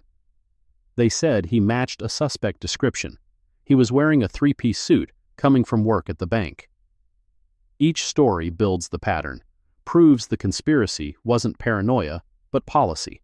The breakthrough comes from unexpected source, Heather Brennan, the original 911 caller. Facing charges herself, she provides recordings of planning sessions at her house. I started recording when they cut me out of the profits, she admits bitterly. They promised me a finder's fee for identifying problems. Then they stopped paying. The recordings are devastating. Judge Brennan explaining how to structure the conspiracy to avoid federal jurisdiction. Chief Norbert joking about cleaning up the neighborhood one arrest at a time. Whitmore calculating property values after demographic adjustment. Most damning is a conversation from 3 years ago. Judge Brennan's voice. What about the Williams family? Chief Norbert. Accidents happen. Remember the Johnsons in '98? Judge. The gas leak? Chief. Exactly. Very tragic. Very effective. Murder. The conspiracy has graduated to murder charges. October brings the first verdict. Chief Norbert, as operational leader, faces judgment first. The jury deliberates 6 hours, returns guilty on all counts. Judge Mills delivers the sentence 2 weeks later. Samuel Norbert, you took an oath to protect and serve all citizens. Instead, you used your position to terrorize a community based on race. You enriched yourself through systematic violation of civil rights. Most egregiously, evidence suggests you were involved in the deaths of the Williams family. For conspiracy to violate civil rights, I sentence you to 15 years. For racketeering, 20 years. For deprivation of rights under color of law, 10 years. Sentences to run consecutively. 45 years federal time. No possibility of parole. Norbert collapses. His attorney promises appeals, but everyone knows it's over. One by one, they fall. Judge Brennan gets 30 years. His position of trust, Judge Mills notes, makes his crimes worse, not better. Whitmore pleads out for 20 years in exchange for testimony about the foreign investors. Nash, despite cooperating, gets 15 years. Fletcher, because he came forward first and provided crucial evidence, receives 5 years with possibility of early release. Crawford gets 20 years and permanent disbarment. His testimony leads to 17 more arrests in surrounding counties. The network was vast, interconnected, profitable. December brings the federal consent decree. The Riverside County Sheriff's Department will operate under Department of Justice supervision for the next decade. Every stop recorded, every complaint investigated, every use of force scrutinized. Captain Williams, promoted to chief, implements reforms with military precision. Body cameras that cannot be turned off. Civilian oversight with actual power. Psychological evaluations to screen for bias. It's not enough, Williams tells her during one of their weekly meetings. Changing culture takes generations. But it's a start. Every journey. Don't quote motivational posters at me, Frost. I've got 3 officers refusing to wear cameras, unions threatening to strike, and half the county thinks you're destroying America. She pulls up statistics on her tablet. Complaints down 40%. Use of force incidents down 60%. Community trust surveys up for the first time in a decade. Statistics don't change hearts. No, but accountability changes behavior. And changed behavior, sustained over time, becomes culture. The threats continue. Her security detail intercepts 2 attempted attacks in December alone. Someone poisons her neighbor's dog. They thought it was hers. The FBI investigates each incident, mapping a network of white supremacists activated by the prosecutions. But support grows too. Churches hold rallies. Community groups organize court watches. The Oak Ridge Neighborhood Association, under new leadership after most of the board was arrested, officially apologizes for years of discrimination. January brings another challenge. The foreign investors, exposed but not prosecuted due to jurisdictional issues, hire private security to protect their interests. Armed guards patrol streets they don't own, intimidating residents. She gets creative. The IRS audits every investor. ICE discovers visa violations among the security personnel. The EPA finds environmental violations at properties owned by shell companies. Death by 1,000 regulatory cuts. One guard, Trevor Pike, grabs a black teenager walking home from school. The kid, trained in community workshops she organized, records everything while clearly stating, "I don't consent to this interaction." When Pike takes the phone, he doesn't know the teenager's mother is an off-duty federal agent watching from across the street. Pike is arrested for assault, and the security company, facing liability, withdraws from Riverside County. February marks 1 year since her arrest. The community holds a gathering at 4782 Oak Ridge Drive. Her front yard fills with neighbors, activists, families who've returned after being driven out. Mrs. Chen brings a cake decorated with scales of justice. Captain Williams tells stories of the old days when black officers couldn't patrol white neighborhoods. Maria Santos, newly elected mayor on a reform platform, announces expanded civilian oversight. But the most meaningful moment comes from Jasmine Thompson, whose family was driven out 3 years ago. They've returned, bought the house next door. Ms. Frost, Jasmine says, holding a law school acceptance letter, because of you, I know it's possible to fight back and win. March brings unexpected news. Senator Blackwood has been indicted by a federal grand jury. The Oak Ridge investigation opened doors to corridors of power previously untouchable.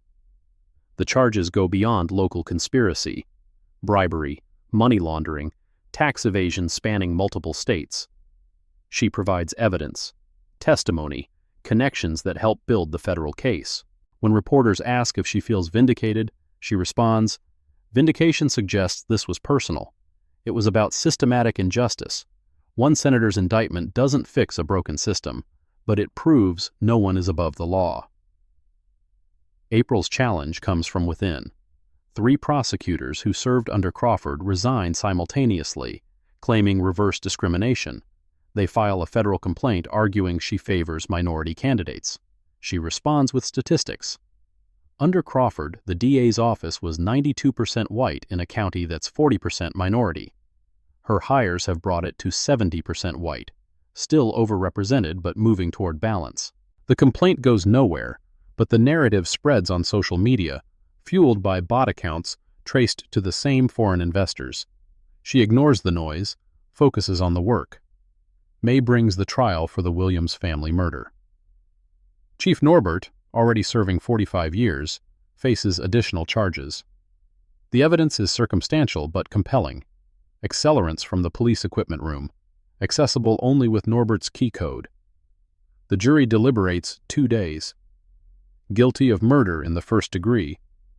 Life without parole. Norbert screams at her as they remove him. "You destroyed everything. This town was safe before you." "Safe for whom?" she responds quietly, but the courtroom hears. June marks 18 months since that night. The transformation of Riverside County is remarkable. The Sheriff's Department, under Chief Williams and federal oversight, has become a model for community policing. Officers walk beats, know residents by name, show up for community events because they want to, not because they're ordered. Crime has actually decreased, not because of aggressive policing, but because trust has increased. Witnesses come forward. Neighbors watch out for each other. The community polices itself with officers as partners, not occupiers. July brings a revelation. In evidence from Judge Brennan's home, FBI analysts find references to the Council, apparently a coordinating body for similar conspiracies nationwide. Oak Ridge wasn't unique, just one node in a network of racial cleansing for profit. The Department of Justice launches a nationwide investigation. She becomes a consulting prosecutor, helping identify patterns in other cities. The scope is staggering. Dozens of communities, thousands of victims, billions in stolen wealth. She testifies before Congress, explaining how local corruption connects to national systems of oppression. Some representatives listen intently. Others, phones buzzing with donor complaints, look uncomfortable. Change threatens those who profit from the status quo. August marks the 2nd anniversary of the Williams family's death. Their extended family holds a memorial at the site.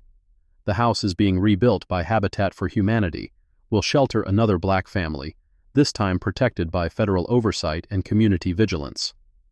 That night, someone throws a brick through her window. The note attached reads, "Stop or join them." She files it with the others, evidence for future prosecutions. The threats don't stop her, just document the resistance to justice. September brings trials for the foreign investors, finally extradited after diplomatic pressure. They claim ignorance, simple real estate investment without knowledge of criminal methods. But emails reveal they knew everything, encouraged it, provided additional funding specifically for demographic adjustment. One investor wrote, "Remove the blacks, increase the value." They're convicted under international money laundering statutes. Their assets, seized globally, are distributed to victims worldwide. The conspiracy had international reach, and so does the justice. October elections bring systemic change. Maria Santos wins re-election as mayor by a landslide. The new city council includes 3 black members, 2 Latino, 1 Asian, representing the community for the first time. Their first act, formal apology for decades of discriminatory policing. Their second, tripling the civilian oversight budget. Their third, requiring all city contractors to prove diverse hiring practices. November brings a surprise. Fletcher, eligible for early release due to cooperation, appears before the parole board. She must provide a victim impact statement. She could destroy his chances with one word. Instead, Mason Fletcher participated in systematic violation of civil rights. He also had the courage to come forward, provide evidence, testify truthfully despite death threats. Prison should punish but also rehabilitate. If Mr. Fletcher has genuinely changed, if he commits to making amends, I don't oppose his release. The board grants parole with conditions. Fletcher must speak at police academies about bias, work with communities harmed by police violence, never work in law enforcement again. He finds her after release, not to thank but to apologize properly. I was wrong, not just legally but morally. I let hatred disguise itself as law and order. What are you going to do about it? Spend whatever time I have left trying to fix what I broke. He does. Fletcher becomes an unlikely advocate for police reform, his insider knowledge making him effective at identifying problematic practices. Former colleagues call him traitor, victims call him insufficient. But change requires bridge builders, even flawed ones. December approaches the 3rd anniversary. The federal monitoring report shows remarkable progress. Riverside County, once synonymous with discriminatory policing, has become a model for reform. Not perfect, perfection takes generations, but measurably better. She still lives at 4782 Oak Ridge Drive. Her jasmine thrives, covering the entire porch railing. She waters it each evening, sometimes alone, sometimes with neighbors who stop to chat. The threats have decreased, but not disappeared. Her security detail remains, probably always will. Some hatred runs too deep for justice to extract. New Year's Eve brings reflection. 3 years since that night on her porch. 47 convictions. Hundreds of millions in restitution. Systematic reforms that will outlast them all. But the real victory isn't in numbers. It's in the teenager heading to college to study civil rights law. The Chen family's son, cleared of false charges, returning to engineering with a sideline in police accountability apps. Mrs. Washington's grandchildren playing freely in streets their parents feared to walk. January brings the final trial related to the original conspiracy. A low-level participant, barely worth prosecuting except for the principle that everyone involved must face justice. As she presents closing arguments, she thinks about the journey. 3 years of threats, trials, transformations. A system that seemed unbreakable, forced to change. The defendant was a small part of a large machine, she tells the jury, but every cog that turns enables the mechanism. He chose to participate rather than resist. That choice has consequences. Another conviction. Another small victory in an endless war. That night, she hosts dinner for those who stood with her. Chief Williams, ready to retire after implementing reforms. Mayor Santos, planning initiatives for the next term. Sterling, heading to another city where similar conspiracies hide. Rachel Carla, now Florida's Attorney General. They don't celebrate, the work isn't done, but they acknowledge progress. What's next? Santos asks. She looks around the table at these unlikely allies brought together by injustice. We keep going. Every day, someone faces what I faced. We've shown it can be fought. Now we ensure everyone knows how. Sterling raises his glass of tea. They're all too tired for alcohol. To the night that started everything. To the people who recorded it, Williams adds. To those who came before and couldn't fight back, Santos continues. To those who come after and won't have to, Carla finishes. She raises her own glass, thinks of that moment when Fletcher's hand closed on her wrist. To standing your ground, even when the ground shifts beneath you. Later, alone in her house, she reviews the files one last time. 847 complaints that started this journey, each one now investigated, prosecuted where evidence allowed, compensated where prosecution failed. Her phone buzzes.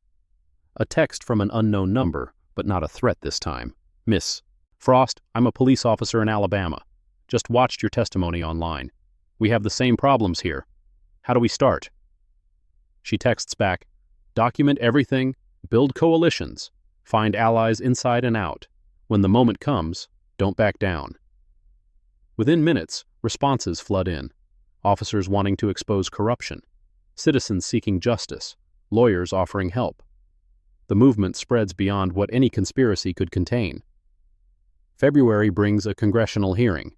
She testifies about the systematic nature of discrimination, how local corruption connects to national networks of oppression. Some representatives listen with genuine interest. Others, funded by those who profit from inequality, attempt to discredit her. Miss Frost, one congressman says, isn't it true you had a personal vendetta against Chief Norbert? I had never met Chief Norbert before he ordered my arrest for watering plants while black. But after that, it became personal? Congressman, when law enforcement violates constitutional rights, it's not personal, it's criminal. My personal feelings are irrelevant to the 47 federal convictions obtained through evidence, not emotion.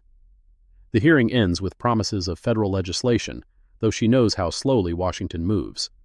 But seeds are planted. Other cities request her consultation. The model they've built in Riverside County becomes a template for reform nationwide. March brings unexpected allies, a group of white residents who initially opposed her work approach with a proposal. They want to create a Truth and Reconciliation Commission, documenting not just crimes but the culture that enabled them. We benefited from discrimination even if we didn't actively participate, their representative Mrs. Anderson explains. We need to acknowledge that, make amends, ensure it never happens again. The commission forms, begins collecting testimonies. Victims share their stories. Perpetrators, those willing, explain how they justified their actions. Bystanders confront their silence. It's painful, necessary work. Some sessions end in tears, others in anger, a few in unexpected reconciliation. Fletcher attends every session, listening to the harm he caused, accepting the condemnation he earned. April brings a breakthrough in the national investigation. The council, that shadowy coordination body, has a paper trail. Financial records hidden in offshore accounts show an organized effort to demographically engineer dozens of communities. The money traces to surprising sources: hedge funds betting on property values, foreign governments seeking to destabilize American communities, domestic extremists with inherited wealth and apocalyptic visions. She works with federal prosecutors building RICO cases that span states, decades, billions of dollars. It's the largest civil rights prosecution in history, and it started with her refusing to show ID on her own porch. May marks the 3rd anniversary of taking office. The district attorney's office has been transformed. The civil rights division she created has prosecuted more cases in 3 years than the previous administration did in 15. But prosecution is just one tool. She's established restorative justice programs, allowing offenders to make amends directly to communities they've harmed. Created economic empowerment initiatives, helping discriminated families rebuild wealth stolen through conspiracy.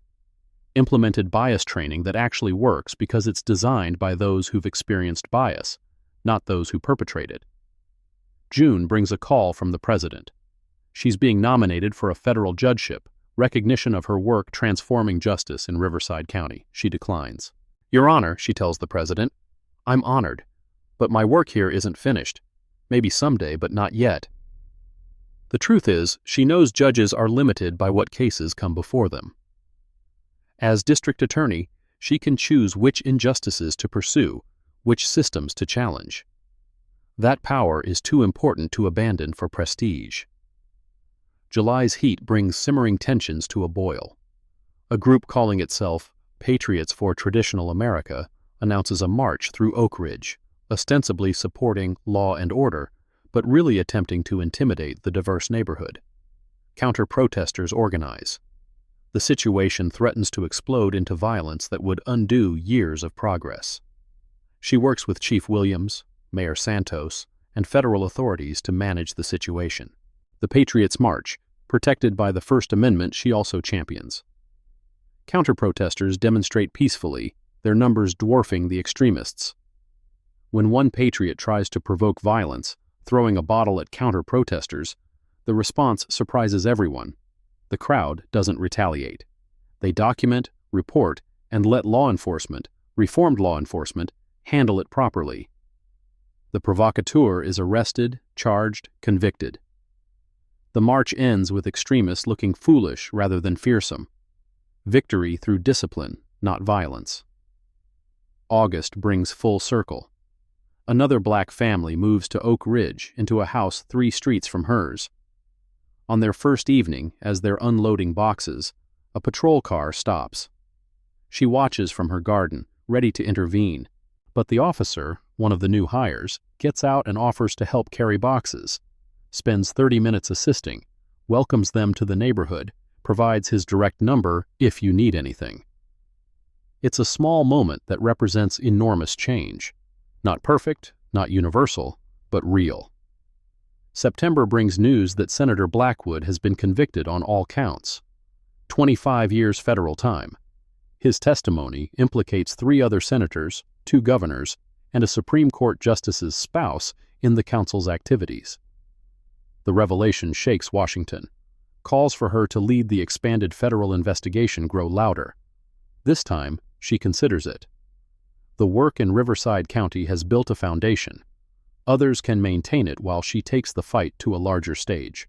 But first, she has something to finish. October brings the last of the original conspirators to justice. A minor player who fled the country, finally extradited from Thailand. The trial is almost anticlimactic. Overwhelming evidence, half-hearted defense, quick conviction. But it matters. Everyone involved has faced consequences. The message is clear. Participation in systematic discrimination, at any level, will be prosecuted.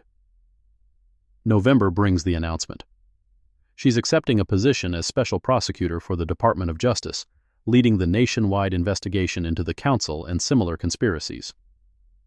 Riverside County will always be home, she tells the packed press conference. The work started here continues. But injustice exists everywhere, and it's time to take what we've learned to a national level. Chief Williams will continue reforms. Mayor Santos will push progressive policies. The new district attorney, personally trained by her, will maintain vigilance against discrimination. December 25th, 3 years and 9 months after that night. Christmas morning in Oak Ridge, though she doesn't celebrate. She's packing, preparing for the move to Washington. A knock at the door. She opens it to find dozens of neighbors, all colors, all backgrounds, standing in her yard. "We wanted to thank you," Mrs. Chen says, speaking for the group. "Not just for that night, but for everything after." They've brought gifts, not material things, but testimonials. Each person shares how the changes have affected their lives. The black families who can now walk freely. The white families who've discovered the richness of diversity. The children growing up in a community where justice isn't just a word, but a practice. Jasmine Thompson, now in her 2nd year of law school, presents a bound volume. "We collected stories from everyone whose life you've touched. There are over 1,000 entries." She pages through it that evening. Police officers describing how reform saved their souls. Victims finding closure through justice. Even some perpetrators expressing gratitude for being stopped, forced to confront their prejudices. Fletcher's entry is short but powerful. "She could have destroyed me. Instead, she gave me a chance to earn redemption. I'll spend the rest of my life trying to deserve it." The final entry is from the Williams family's surviving grandmother. My babies are gone. Nothing brings them back. But their death means something now. It exposed evil, brought justice, created change. Ms. Frost made their sacrifice count. That's all I can ask for. Moving day.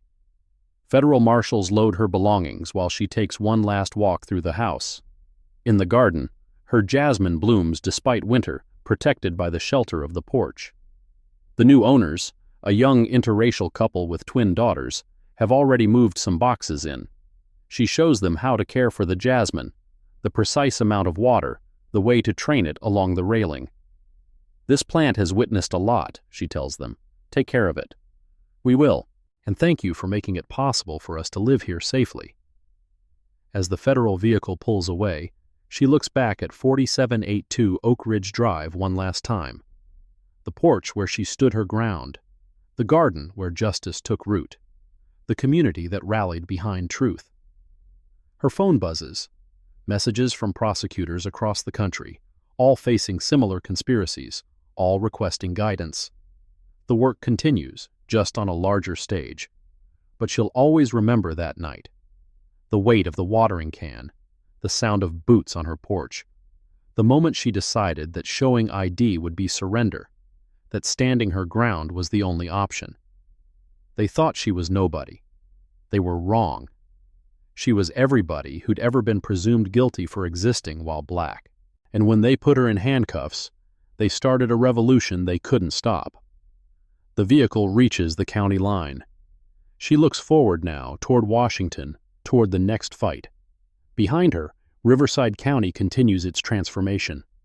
Not perfect, never perfect, but proof that change is possible when someone refuses to move. Her phone rings. Another jurisdiction, another conspiracy uncovered, another request for help. Delilah Frost, she answers, and begins planning the next battle for justice. Because that's what you do when you know your rights, know your worth, know your power. You stand your ground, and you teach others to stand with you. The revolution that started with watering plants has become a movement that waters the seeds of justice nationwide. And it all began with 2 words: I refuse. The letter arrives on a Tuesday morning, exactly 5 years after that night on her porch. No return address, but the handwriting is familiar. Shaky now, aged by federal prison, but unmistakably Chief Samuel Norbert's. She considers burning it unread. Some voices don't deserve to be heard, but curiosity wins. She opens it at her kitchen table, coffee cooling beside her, morning light streaming through windows that once framed her false arrest. Ms. Frost, it begins, not dear or any pleasantry. I'm dying, pancreatic cancer, 3 months, maybe 6.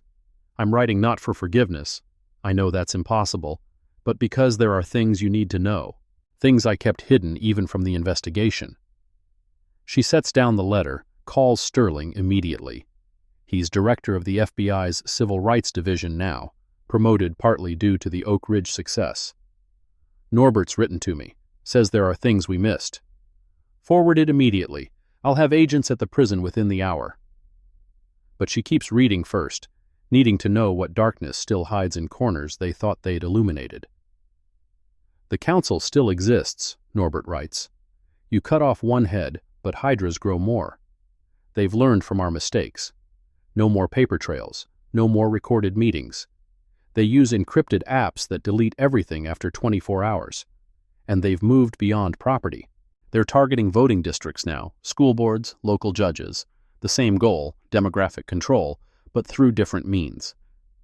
She photographs each page, sends them encrypted to Sterling, then continues reading.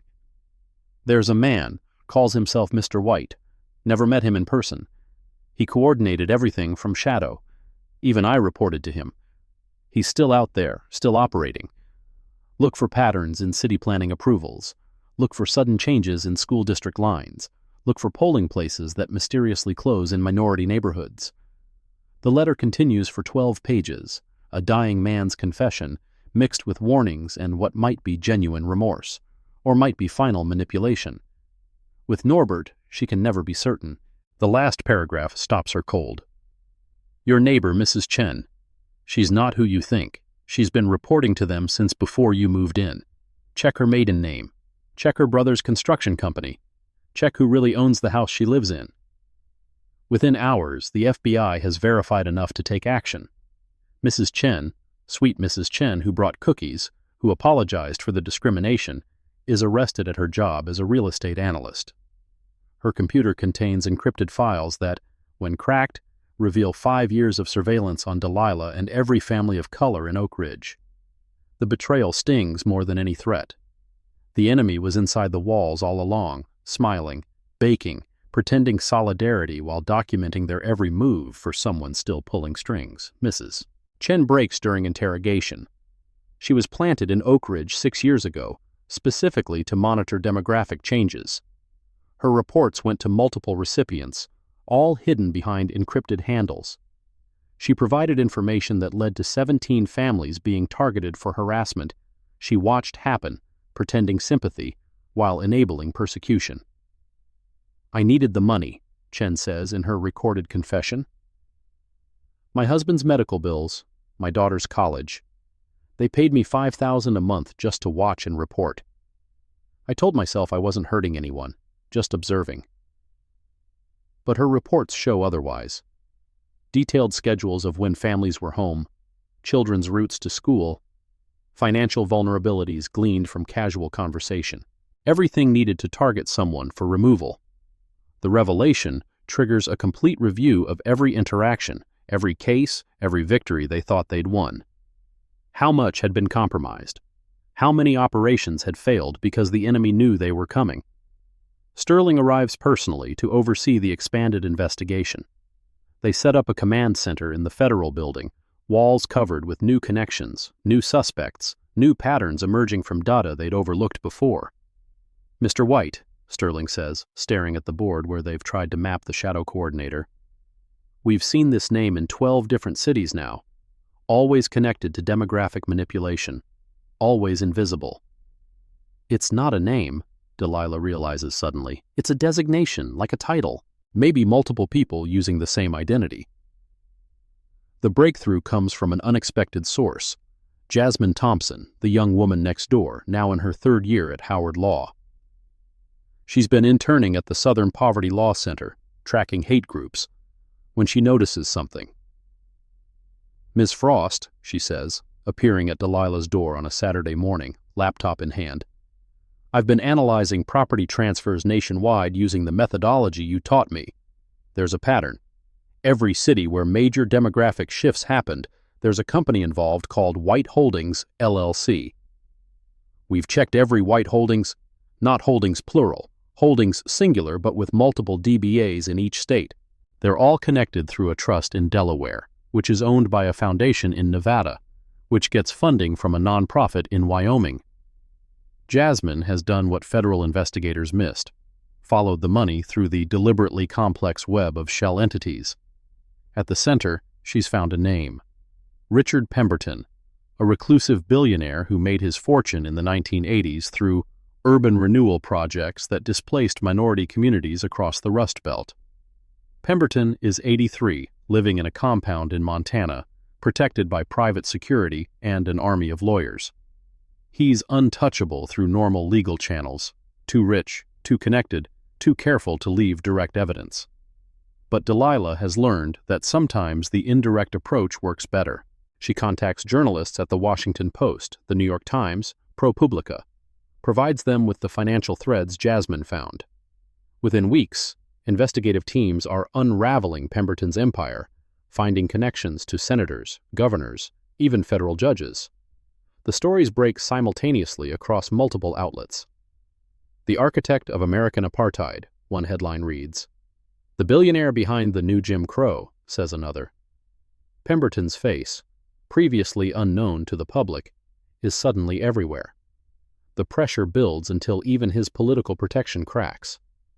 A federal grand jury is convened. Subpoenas fly.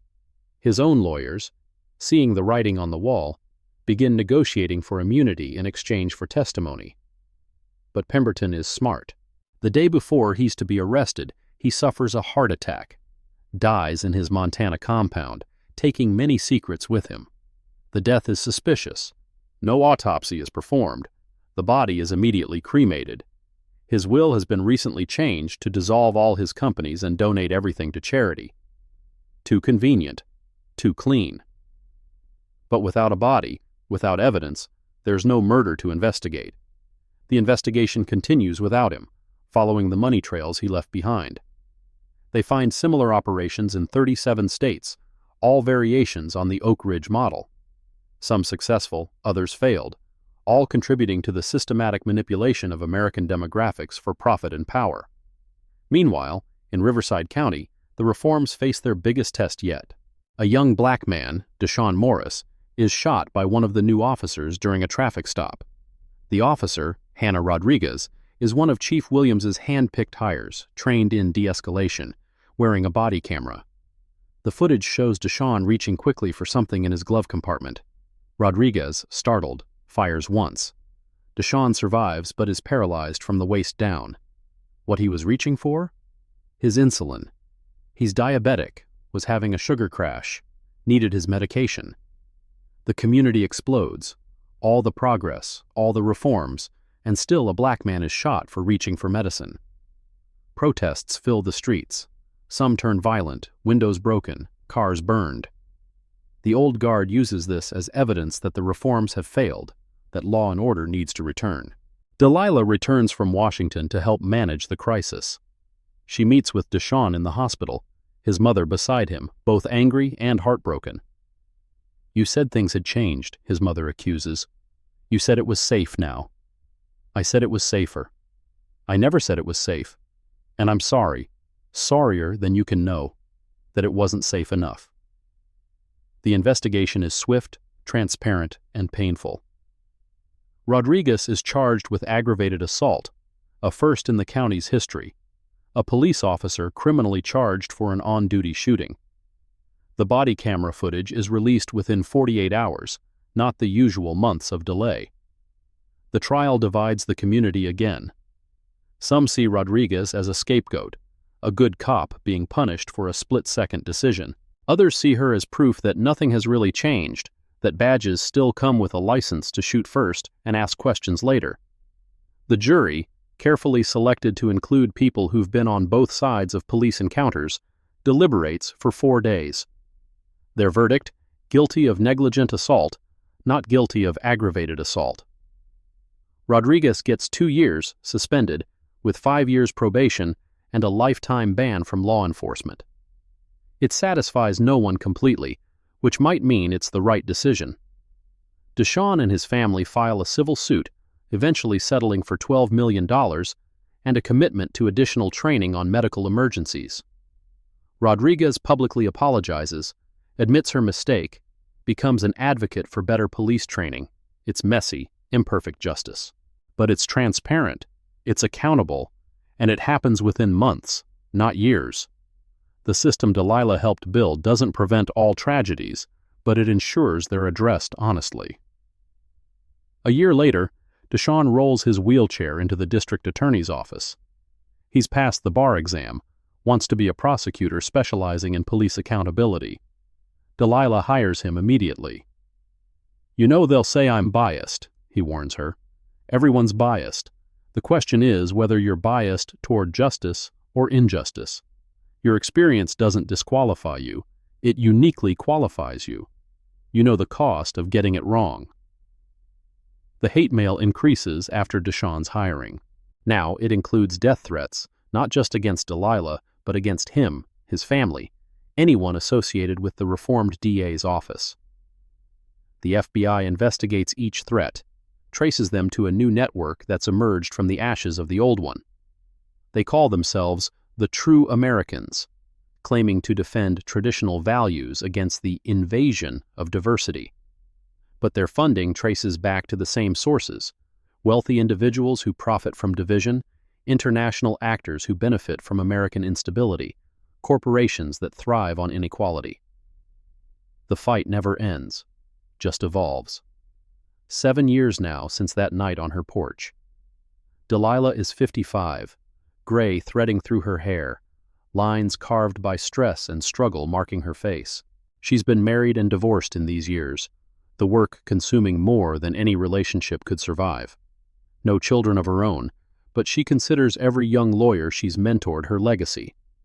Fletcher is out of prison, works as a paralegal for a civil rights firm, using his insider knowledge to help victims of police misconduct.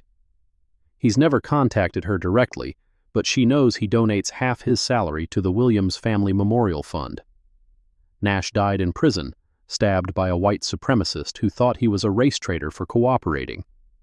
His death is investigated, his killer prosecuted, justice served even for someone who'd denied it to others. Judge Brennan had a stroke in federal prison, is now wheelchair-bound and unable to speak. His brother visits weekly, the two brothers who once ruled Riverside County, now one silent and imprisoned, the other broken by the weight of what they'd done. Crawford was murdered 3 months after his release, found in his apartment with snitch carved into his forehead. The killer is never found, though surveillance footage shows someone who looks remarkably like one of the officers who'd escaped prosecution on a technicality. The reforms in Riverside County have held, mostly.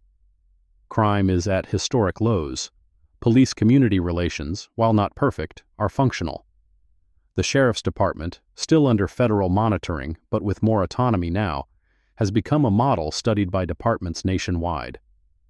But Delilah knows how fragile it all is.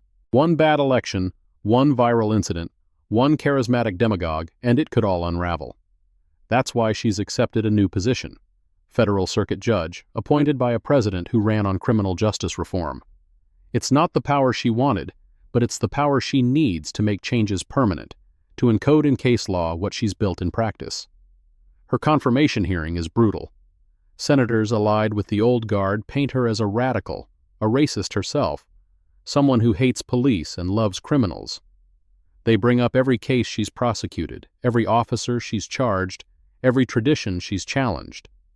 She sits through it all with the same calm she showed that night on her porch. When it's her turn to speak, she says simply, "I've been asked if I hate police. I don't. I hate abuse of power. I've been asked if I'm biased against white people. I'm not. I'm biased against supremacists of any color. I've been asked if I want to destroy law and order. No, I want to create law and order. Real law that applies equally. Real order based on justice, not oppression." The night I was arrested for watering plants while black, I could have shown my ID and avoided all of this. But that would have said that my rights were negotiable, that justice depends on who you are rather than what you've done. I refused then, and I refuse now, to accept that premise. The committee votes along party lines, but she's confirmed by the full Senate, barely. Vice President has to break the tie. Her first case as a federal judge involves a white family in Alabama claiming discrimination because their son wasn't admitted to a historically black college despite his grades. The irony isn't lost on her. Now she must protect the civil rights of those who might have denied hers. She rules based on law, not emotion. The college had valid non-racial reasons for the rejection, but she writes a concurrent opinion about the importance of protecting everyone from discrimination, even those we might personally dislike. Justice isn't justice if it only applies to those we sympathize with. The decision earns her unexpected respect from some former critics. She's not what they feared, a vengeful radical, but what they should have expected, a fair jurist who happens to know personally the cost of injustice. Back in Oak Ridge, on the 8th anniversary of that night, they hold a commemoration. The street in front of her old house, she's moved to D.C. now but kept the property, is renamed Justice Drive. A plaque is installed on the porch. On this site, one woman's stand for dignity became a movement for justice. She attends the ceremony, speaks briefly. In the crowd, she spots faces from that night. The neighbor who recorded, the officers who testified. Even, in the back, wearing sunglasses and a hat, Fletcher. He leaves before she can acknowledge him, but she sees him stop at the plaque, touch it briefly, bow his head. That evening, alone on the porch where it all began, she waters the jasmine one more time. The new owners have agreed to keep the plants, understanding their significance. The water falls in the same measured drops. the ritual unchanged despite everything that's changed around it. Her phone rings. It's Jasmine Thompson, now a full attorney, calling with news. "Judge Frost, we've found another network. This one's targeting voting rights, closing polling places, purging voter rolls, requiring documents that minorities disproportionately lack. It's Oak Ridge all over again, just with ballots instead of property. Send me everything.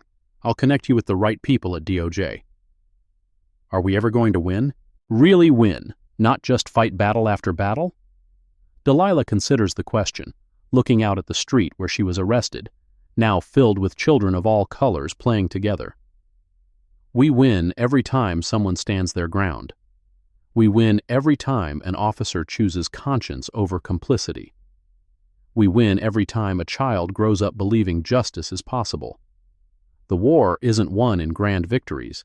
It's won in daily choices to resist injustice. But they keep coming back, keep finding new ways, and we keep stopping them. That's the price of justice, eternal vigilance. The moment we think we've won permanently is the moment we start losing again. After the call, she sits in darkness, listening to the neighborhood. Laughter from a backyard barbecue, music from teenagers gathered on a corner, a patrol car passing slowly, not menacingly but protectively. Normal sounds of a normal neighborhood, made possible by one abnormal night when she refused to be treated as less than human. Her phone buzzes. A text from an unknown number, but not a threat this time. It's a photo. A young black girl, maybe 6, standing on a porch somewhere in America, watering flowers. The caption reads, "My daughter refuses to go inside when people stare. Says she's following Judge Frost's example. Thank you for teaching her it's okay to take up space." She saves the photo, adds it to a folder that now contains thousands of similar images. Children watering plants, families standing on porches, citizens refusing to be moved. Each one a small victory, a seed planted, a future protected. Tomorrow she flies back to D.C. for oral arguments in a case that could reshape how federal civil rights law is applied. Next month, she'll oversee a trial involving another police department accused of systematic discrimination. Next year, she'll likely be considered for the Supreme Court, though she's not sure she wants that fight. But tonight, she just sits on this porch where justice took its stand. The jasmine perfumes the air. The neighborhood sleeps peacefully. And somewhere in America, someone is being stopped, questioned, demanded to justify their existence. But now they know, because of what happened here, that they don't have to justify anything. They just have to stand their ground. The revolution that started with a watering can has become a river of change, flowing sometimes fast, sometimes slow, but always forward. It hasn't reached everywhere yet, hasn't touched every heart that needs changing, hasn't reformed every system that needs reforming, but it flows on, fed by every person who refuses to accept injustice, every officer who chooses integrity over immunity, every judge who remembers that justice means just us, all of us, equally, under law that protects rather than persecutes. 8 years since that night. 47 convictions have become hundreds as other jurisdictions follow the template. 847 complaints have become a national database tracking police misconduct. One woman's arrest has become a movement that spans continents. They thought she was nobody. They were right in a way.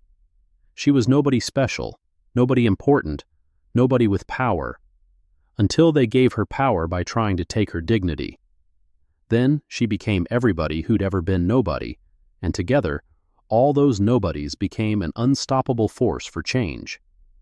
The jasmine grows on, season after season, requiring nothing but water and care and the refusal to be uprooted. Just like justice itself, just like the woman who refused to move.